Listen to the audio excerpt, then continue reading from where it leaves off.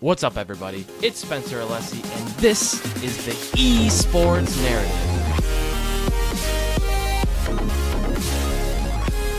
What is Simracing, iRacing, and what is the attraction to it?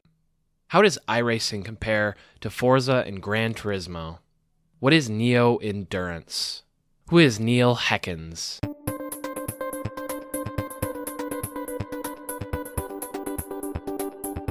Hello. Good morning, good evening, good night. Welcome to episode 47 of the Esports Narrative. This is the podcast that's all about the exploration of competitive video gaming and the passionate communities that make it so exciting. Tonight's guest is Niel Hekkens. He's the owner of Neo Endurance. Niel, welcome to the show. Thanks for joining me. Thank you for having me, Spencer. Thanks for taking some time out. I know you are originally from overseas, and I'll let you share whatever you want to share with that. But you were here in the States, in Florida, for a racing event, which I want to pick your brain about a little bit in a minute. But first, I'm really curious about your earliest memories playing video games. So this is something I ask all my guests, but what is your experience playing video games like growing up as a kid? I think as I started overall pretty late. I never had a console or anything when I was a kid. I got my first PC when I was in high school. I think was 14 or 15 years old. My parents were a bit conservative and they didn't like me playing like shooters and stuff. So, but once I got my own PC, I basically started with Call of Duty, joined the clan. Played a bit of Battlefield 2. As I got older, everybody moved on. So after that, I played a bit of Heroes of the Storm, StarCraft 2, but not very seriously. And thanks to my cousins, I got into contact with racing games, and so, from there. Yeah, how old were you when you first heard about racing games, and like how'd you get into that? I think I was already into racing since I was about 8 years old. I think when I was 10, my cousins introduced me to some Formula 1 games, which was pretty cool. And once I got my own PC, I got my own racing wheel, and then it sparked my passion for racing games.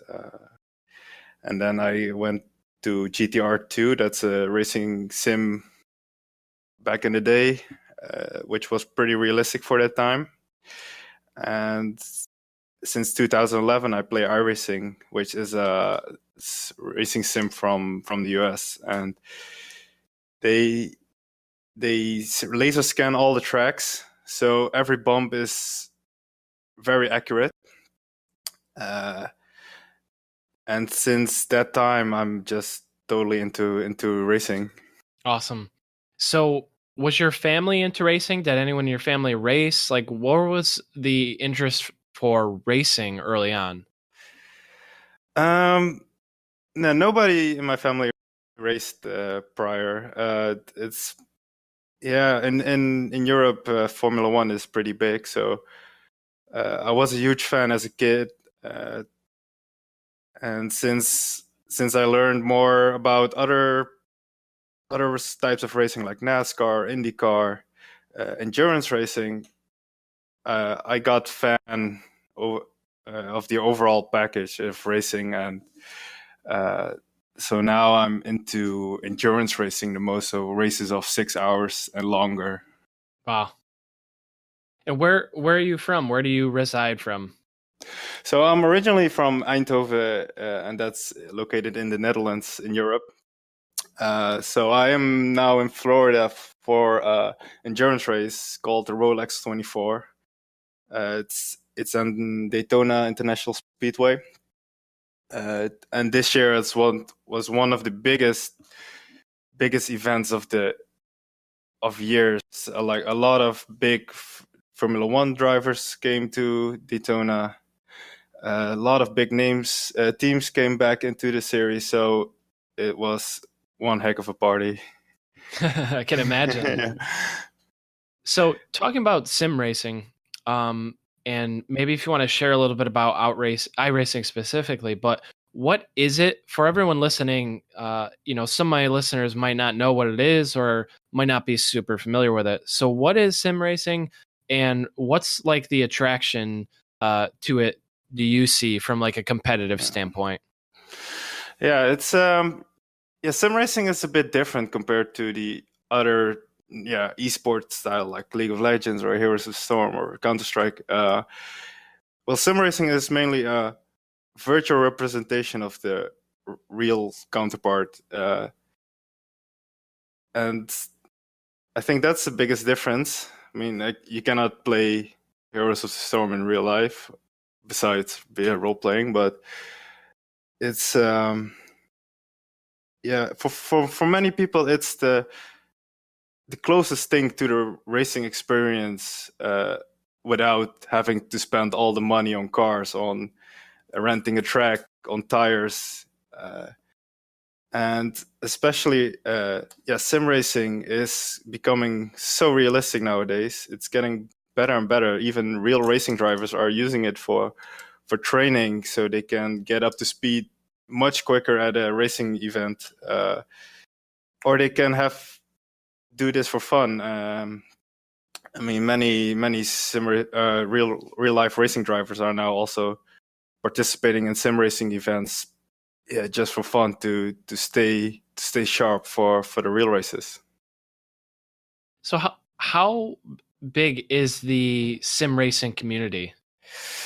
Um, it's very very small compared to other esports titles. In another episode, I heard you talking about the Smash community, which was already small. I think the sim racing community is even smaller than that. I think that's also because sim races are not gamers specifically, or they're not just gamers, but they're also racing fans, uh, and racing is already quite a small market.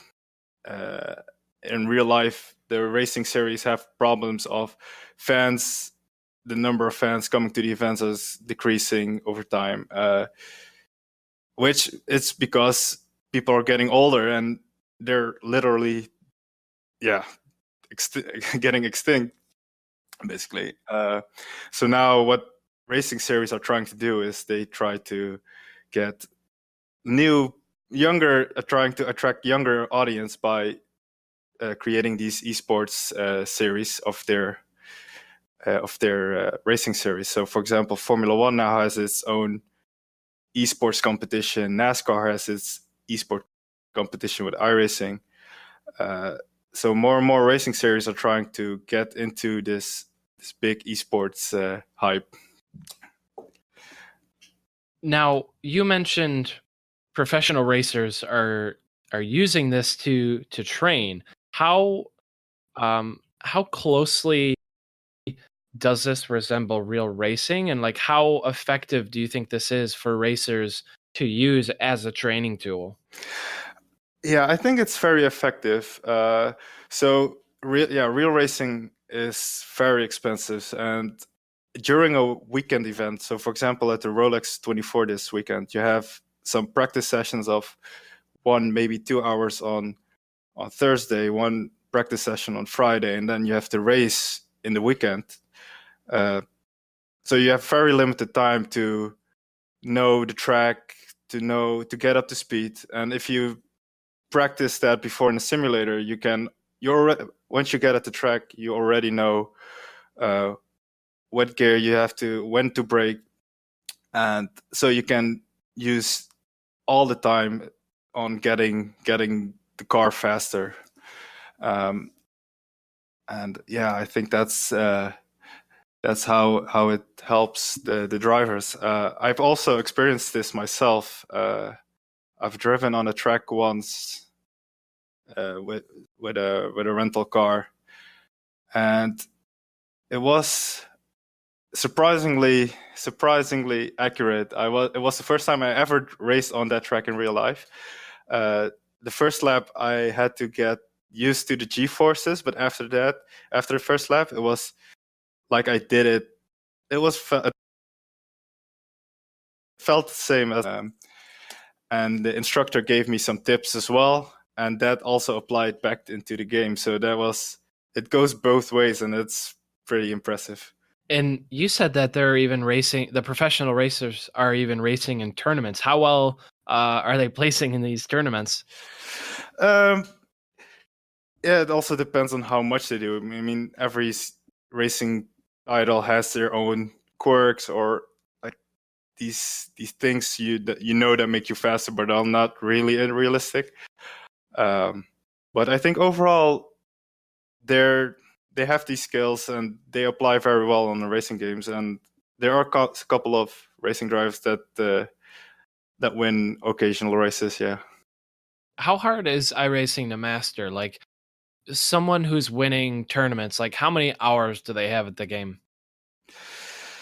I think there are people, they're just talented. They're very quick right at the box, and they don't have to practice that much. It's some do have to practice more.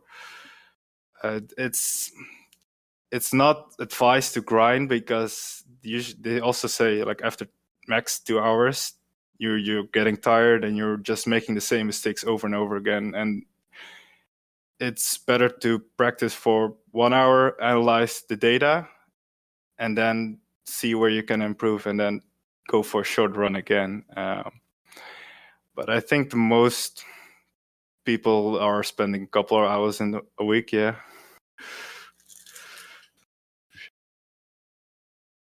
And for iRacing or these leagues, I want to talk to you about Neo Endurance and what you're doing. But overall, like, how are these tournaments structured? Do they have multiple races a day? Like, can you share a little bit about what they look like and what's exciting for people that compete in them? Yeah, sure. So you have a couple. So iRacing, for example, hosts their own World Championship series, and those races are maybe once every 2 weeks or once every 3 weeks. So to get in, you need to qualify, go through a procedure, and during the year, and then once you get in, you have the whole championship. And then there are also a lot of leagues over not only in iRacing but also in other racing titles like R Factor or Race Room, and there are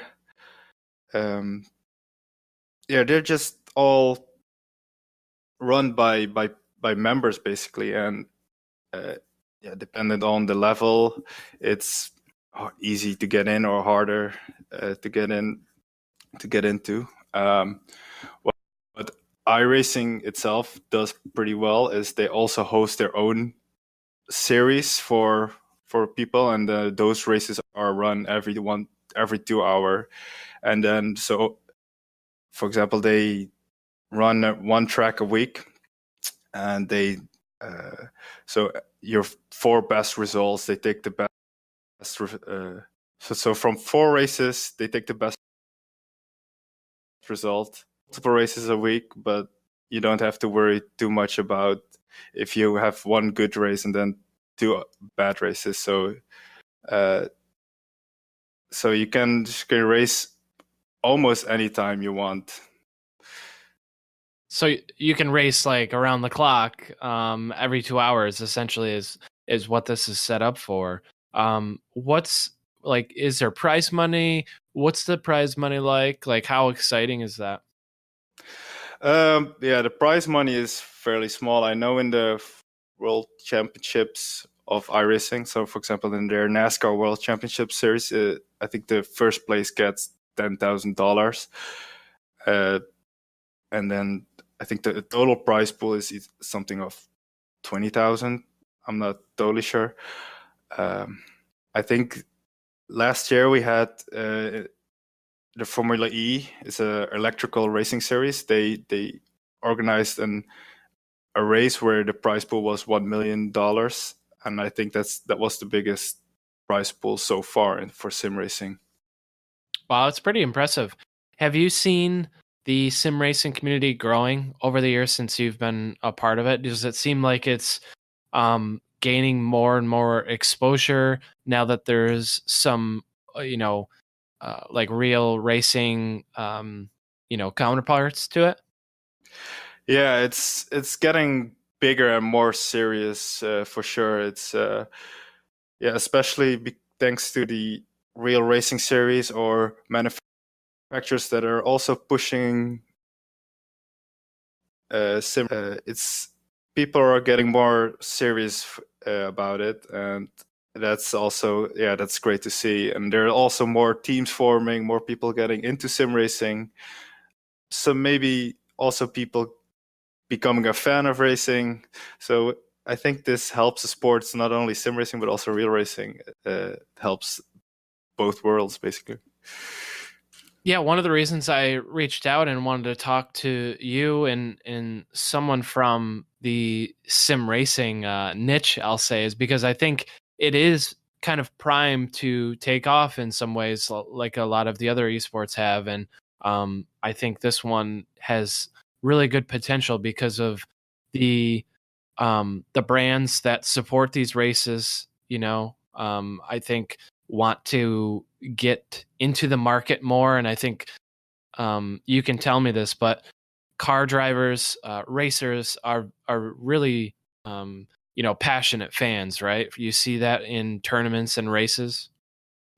Yeah, I mean, race fans are very passionate. They root for certain driver or team. They hate the rival. It's really cool to see. But in the end, everybody can drink a beer with each other. So that's really cool. Um, but it's really nice to see all the brands coming into real race into sim racing. For example, McLaren, they had a competition last year where the winner would be the official test or simulator driver for their Formula One team. So, which is I think one of the biggest prizes so far uh, for a sim racer, and also more.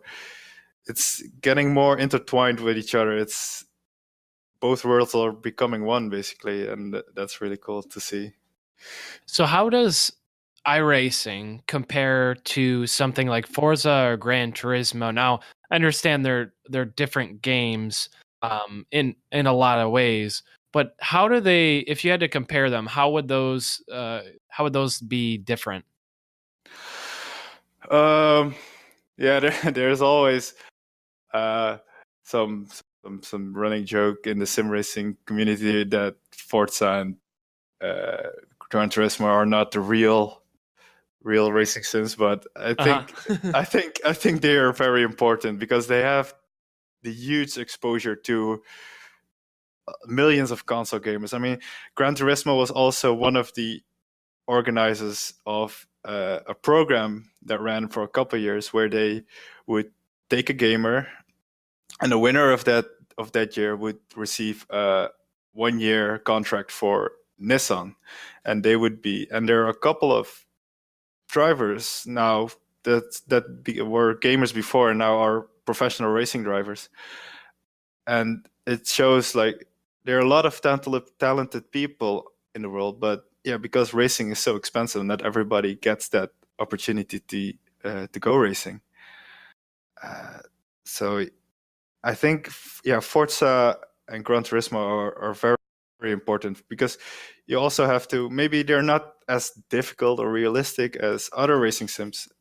You never start like go you throw yourself into the deep. You always start on in an easier game, and then oh, this is I mastered this now, so let's look for a new challenge, and then you go look for a more difficult game, and then so that's how you can work your way up to the quote unquote proper racing sims.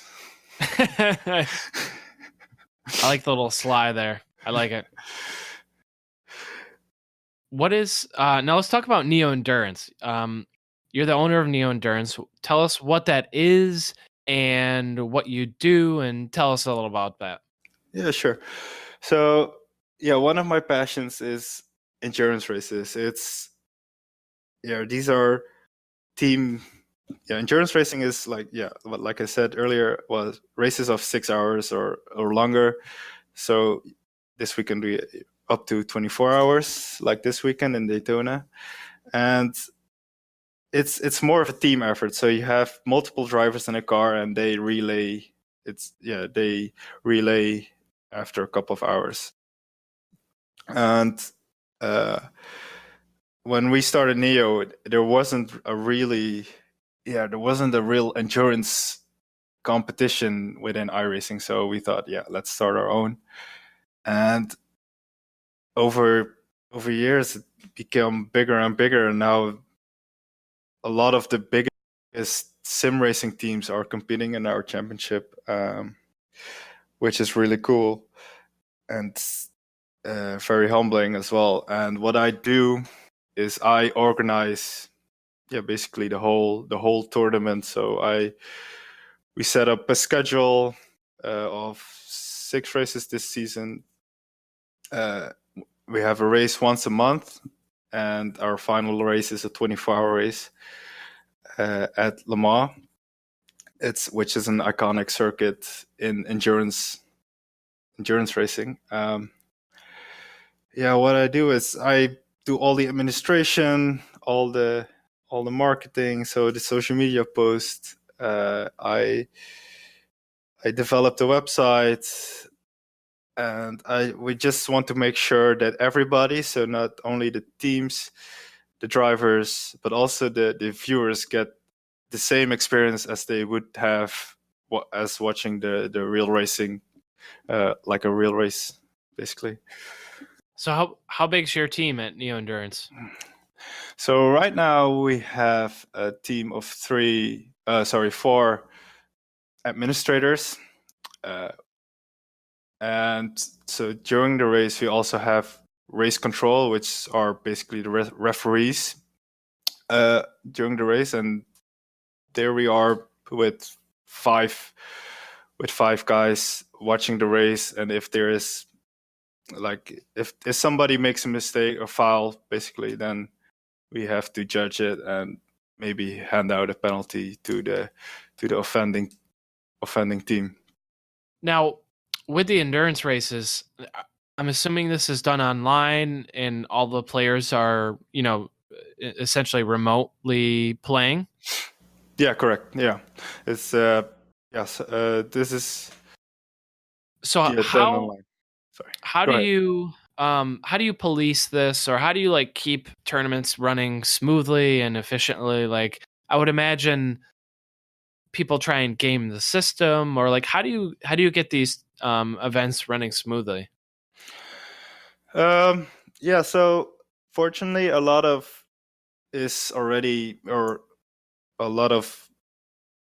rules are already set within the game during the races.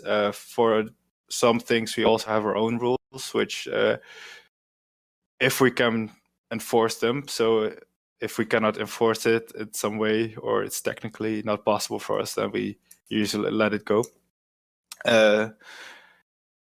It's I think it's mainly done automatically, and I think that's also the nice thing about iRacing and the system we use, which we have a lot of experience with. We don't have to worry too much about going out of bounds or speeding in the pits, or people not listening when they get a penalty. So that's very helpful for us. Now, what would be your advice for people who want to getting into sim racing, or iRacing in particular? Like, what would be your advice for someone who is interested in it and wants to learn more, or wants to get in and start trying it? Sim racing, to get it done properly or to play it properly, you have to. It's advised to have a wheel and pedal set, which is already pretty expensive. It's not. Yeah, I think that's also a bit of a. How do you say that? maybe too expensive right away. So I would say start small. Start playing racing games with on a console or PC with maybe a keyboard or your joy controller. If you really like it, you can start looking into getting a wheel. And if you like that, it's you can start looking into more difficult sims or getting better gear. I mean, there are people that have a wheel of $1,000 and pedals of $1,000, and then a whole rig of another $1,000. Wow. So it's like it's a bit similar to flight simulators. There, people also get it building entire cockpits in their Yeah. garage, which is really cool. I'm sure you get quite elaborate with chairs and all sorts of fancy bells and whistles. Yeah, exactly. So you can get VR is especially now the next big thing because I think it works because you're sitting anyways, so you only have to look around with your head, which make it very realistic. You also have like motion sims, but those are very expensive at the moment. So there are not a lot of people that have those. I think I would focus on getting a good wheel and pedal set. That's the best thing to do if you're starting And out. would iRacing be a good one to start out with, or would you recommend another game or another sim and then jump to iRacing? Uh, iRacing itself is pretty expensive. It's not like other games where it's you pay one time. It's more of a subscription where you also have to pay for each track or car. So it's very expensive in the beginning. So I would recommend to start maybe Forza or Gran Turismo or Project Cars, Assetto Corsa. It's those types of games are much easier to start out with. Who are some people to follow in the sim racing community, like the biggest personalities or kind of the standout people? Um, I think Olli Pakala from Team Redline. He's a Finnish racing driver with a lot of personality. I think one of the biggest names in the last couple of years is Gregor Hutu. That's Huttu. Uh, he has been dominating the sim racing world for the last couple of years. Now he has some competition from others. I also like Mitchell de Jong. He's a driver in the Global Rallycross series in real life, but he's also an avid sim racer, which is it's really cool. What else? I would check out for sure Team Redline. I think, as I mentioned earlier, they're a high level team, and they also have a mix of a lot of good real racing drivers as well, where they can just play around and keep each other sharp, and uh, whenever they play or participate in an event, they're always somewhere up the front. Awesome. What what lessons have you learned the hard way in this process or your journey with running Neo or just being a part of the sim racing community in general? What are some what is one lesson you've had to learn the hard way?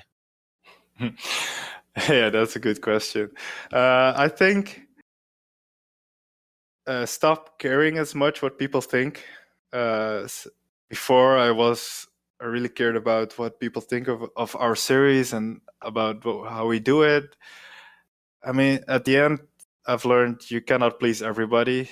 Uh, I'm always open for feedback and constructive input. Uh, but I've learned to ignore the noise a bit if they're just shouting and stuff. So I would definitely say uh, listen to people who are really have something to say, and also just you need to make quick decision, or sometimes you need to make quick decisions, and once you made a decision, stand by it, not doubt it afterwards, and then keep switching back and forth, which is also confusing for everybody else, which is not good. What's been the biggest mistake you've seen other people make, whether it's in iRacing itself or in a tournament? But what's been the biggest mistake you've seen people make? Um, I would say there was a race where they had a mod specifically made for that tournament, which in the end they may had it. They had a huge error in it where they some boost was working for too long. So instead of a couple of seconds, it lasted for three laps, which screwed up the end result, and they had to correct it afterwards, which was a very awkward situation to see. I think, yeah, I think they just were in a rush, and I think it's really important to, especially if you modify the game, to test it out before the tournament starts. Yeah, it's probably a good idea to test. I'm a computer guy, so it's always important to test your code in test before in production. Yeah, exactly. Now, finally, what's your favorite thing about esports? I think the most exciting thing for me personally is the way it's now getting accepted and becoming bigger. So, for example, my parents didn't really understand what esports is, and they didn't want me to game. But now we have experienced that change, and we know what esports can do in general. It can get people together, and I would fully support esports for my children later. So has it changed? Has the perception of your parents of this gaming thing changed? Yeah, especially with my dad. It's really cool. He's always excited when a Neo race is coming up. He's always amazed on how good it looks, and what's every year or every half a year a new things are coming to the game, and which makes the racing even look better or more dynamic, which is really exciting. And especially my dad, he's really excited when he watches a race. Awesome. That's really cool. What's my last question? What's one thing you're looking forward to or you're excited about, either with Neo or with sim racing in general or esports? What's something you're really looking forward to, you're really anticipating? So for Neo specific, we know there are, so in iRacing so far the weather has been pretty static. So it's or either only day or only night, or dusk or dawn. But now iRacing is working on this day-night transition. So if you have a 24-hour race, you start in for example, at noon, and then you see the sun go down. You race at night, and then at the last three quarters of the race, you see the sun come up again. So, and also the weather changes with it, so the temperature will go down at night and race again when the sun comes up. I think that will make the racing more dynamic, and will force a lot of sim races to create setups for the cars which are that can handle all these kinds of situations. So they cannot make setups anymore for specific weather types, which will increase the realism overall in the experience. Yeah, it's pretty exciting, and I can see what you mean about it being more dynamic and adding that element in, because ultimately it makes it more challenging when you have to account for the fluctuation of temperature. Tires respond differently in different temperature, in different conditions. So it'll be exciting to see the changes, and like you said earlier, with the advancements in technology in the games, it's going to be really exciting to see, and I'm excited for you to kind of see how that goes along in the distance. Yeah, it's really cool. Also, what's really cool, what a driver said a couple of days ago to me. He was coaching another driver, and he said, so in the morning he was okay, and in the afternoon he was fast, but at the end he was even faster. And at the last moment of the day, he missed the corner and went off because he was using a shadow as a braking marker, which is not very which is not good. A lot of people are using shadows because it's the sun is static, for example. So I think a lot of people have to change their turn a knob in their head to stop doing that, which will be very entertaining in the beginning, I think. For sure, I can see how that would be really make for some entertaining turns. Yeah, for sure. Where can people connect with you? Where can they find what you're up to and what you're doing? So I'm on Twitter at Niel Hekkens, and IELHEKKENS, or they can follow Neo Endurance on Twitter and Facebook, and check out our website of neoendurance.com. Awesome. Well, Niel, I really appreciate you coming on and sharing some time with us. I hope you had a fantastic time in the States and in Florida. Hope you recover from that jet lag super well, and wish you the best with all that you're doing. And we really appreciate you coming on. Yeah, thank you, Spencer. And I'm having a blast so far. And I think the US is really great.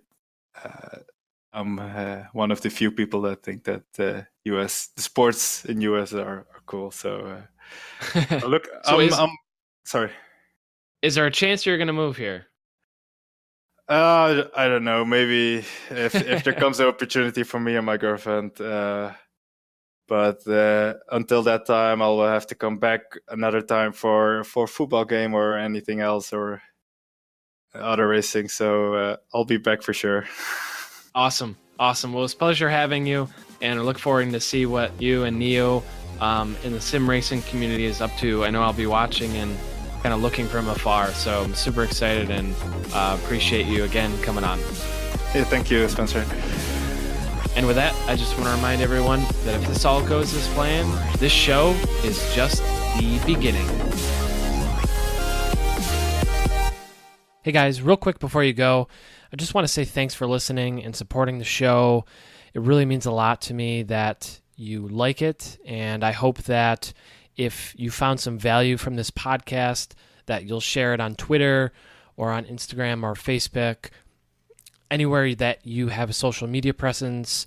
I would love it if you would just share it with 3 to 4 people that might be interested in it. It would absolutely mean the world to me. It would help me get my name out there, help me get the podcast out there.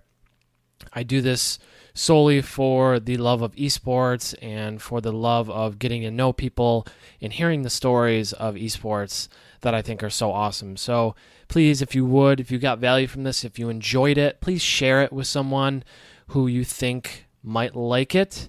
And with that, I will see you next time. Thanks for listening. I really appreciate it.